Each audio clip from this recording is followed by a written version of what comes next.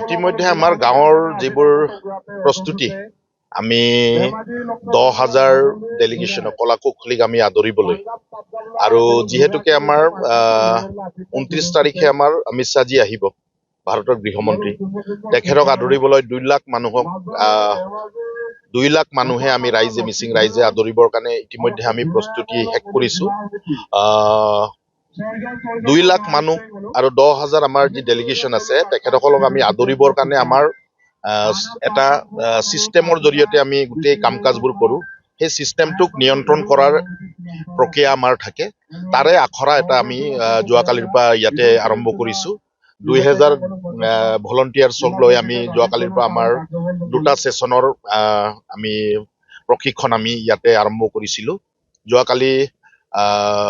আমাৰ সন্মানীয় বিধায়ক ভুৱন পেগু মহোদয়ে আমাৰ ফাৰ্ষ্ট এছেম্বলি ভলণ্টিয়াৰ্ছৰ তেখেতে শুভাৰম্ভ কৰে আমাৰ মিচিং অট'নমাছ কাউন্সিলৰ চেয়াৰমেন সুনীল পেগু মহাশয় তেখেতো উপস্থিত থাকে আৰু আমাৰ জ্যেষ্ঠ যিমান টিএমপিকে এমএমকে মিমাকাবাঙৰ জ্যেষ্ঠ যিবোৰ এক্স প্ৰেচিডেণ্ট ছেক্ৰেটাৰীসকল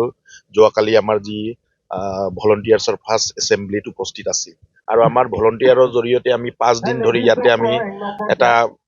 প্লাষ্টিক মুক্ত এটা ফেষ্টিভেল আমি যিহেতু আৰম্ভ কৰিছিলো যোৱা বৰ্ষৰ পৰা টিএমপিকেৰ অৰ্গেনাইজত প্ৰথমবাৰৰ হোৱা যি মিচিং ইয়থ ফেষ্টিভেল নৱম আৰু এইবাৰ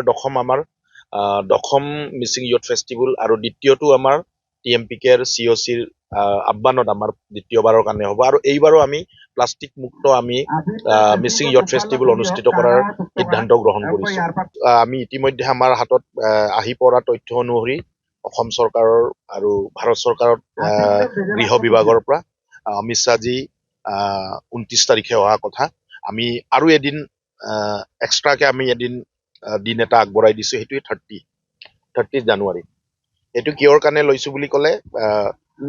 25 তাৰিখৰ পৰা আমাৰ আৰম্ভ হ'ব ডেলিগেশ্যন আমাৰ ফৰ্মেল সাংগঠনিক কাম কাজ 26 তাৰিখে পৰিলে আমাৰ গণতন্ত্ৰ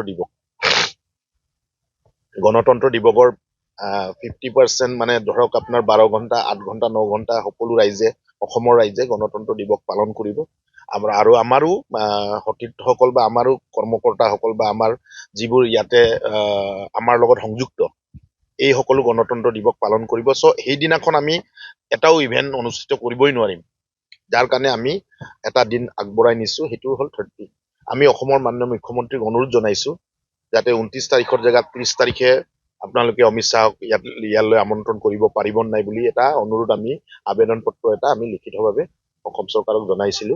আৰু অসম চৰকাৰে তাৰে আমাক কি উত্তৰ দিয়ে আমি আজি গধূলিৰ ভিতৰত গম পাম আৰু আপোনালোকৰ জৰিয়তে আমি অসমৰ জনসাধাৰণক জনাইছিলো যে ইউথ আইকন হিচাপে আমি প্ৰতি বছৰে এজনক আমি আমন্ত্ৰণ কৰো আৰু এইবাৰো আমি আমাৰ তৰফৰ পৰা শচীন তেণ্ডুলকাৰক আমি আমন্ত্ৰণ কৰাৰ চিঠি আমি পঠিয়াইছিলো আমালৈকেতো তেখেতে আহাৰ সিদ্ধান্ত দিছে কিন্তু গৃহ বিভাগ আইন শৃংখলাজনিত কাৰণবশত বিষয়বস্তুবোৰক সেইটো গৃহ বিভাগ বা অসম চৰকাৰে চাব তেখেতসকলে আমাক জনাব পাৰিব যে কি হ'ব একজেক্টলি কিন্তু ভাৰতৰ গৃহমন্ত্ৰী ইতিমধ্যে ফাইনেল গৃহ বিভাগ অসমৰ গৃহ বিভাগে আমাক জনাইছে ভাৰত চৰকাৰৰ গৃহ বিভাগেও আমাক জনাইছে তেখেত 29 তাৰিখে অহাটো নিশ্চিত আৰু এইটো ফাইনেল আৰু ইয়াতে 10,000 সাংস্কৃতিক প্ৰতিনিধি আমাৰ ইয়াত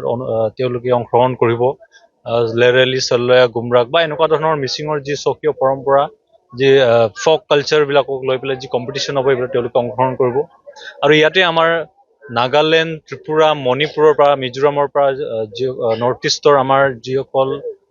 জনগোষ্ঠীয় যি থলুৱা খাদ্যৰে তেওঁলোকৰ ইয়াতে এটা স্নিক ফুড হাব নৰ্থ ইষ্টৰ স্নিক ফুড হাব এটা হ'ব তেওঁলোকে অংশগ্ৰহণ কৰিব আৰু আমাৰ দাঁতি কাষৰীয়া অৰুণাচলৰ পৰা যিসকল আমাৰ আবুতানি ক্লেন আদি গালো মিচিং তাগি নাপাতানি তেওঁলোকে অংশগ্ৰহণ কৰিব মিচিংসকলৰ যি পৰম্পৰা খাদ্য সম্ভাৰৰ পৰা আদি কৰি যি থলুৱা কৃষ্টি সংস্কৃতি এই সকলোবিলাকক আমি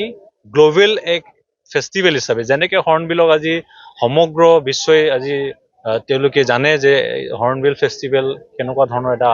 অপূৰ্ব এটা ফেষ্টিভেল, ঠিক তেনেকৈ আমাৰ এই মিচিং যুৱ মহোৎসৱটিক মিচিং জনগোষ্ঠীটোৰ যিসমূহ চহকী কৃষ্টি সংস্কৃতি আছে তাক বিশ্ব দৰবাৰলৈ নিয়াৰ আৰু এই মিচিং যুৱ মহোৎসৱক আমি গ্ল'বেল এক ফেষ্টিভেল হিচাপে যাতে আগবঢ়াই লৈ যাব পাৰোঁ, ইয়াৰ কাৰণে আমি য'ত পৰণেছে চেষ্টা কৰিব লাগে, চেষ্টা কৰিছোঁ। যিকোনো খবৰৰ বাবে যোগাযোগ কৰক আমাৰ এই নম্বৰত